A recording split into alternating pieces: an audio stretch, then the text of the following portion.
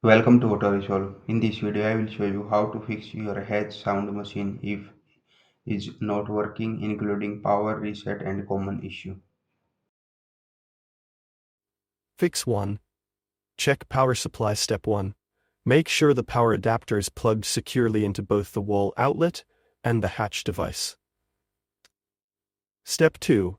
Try a different power outlet to rule out socket issues. Step 3. If possible, test with another compatible adapter. Fix 2. Reset the hatch device. Step 1. Locate the reset button, usually at the bottom. Step 2. Press and hold the button for about 10 to 15 seconds until the light blinks. Step 3. Release the button and wait for the device to reboot. Fix 3. App connection problems. Step 1. Make sure Bluetooth Wi-Fi is turned on in your phone. Step 2. Force close and reopen the Hatch Sleep app. Step 3. Remove the device from the app and re-add it. Fix 4. No sound or light output. Step 1.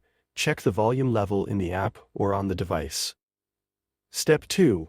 Try switching between different sounds and brightness settings. Step 3.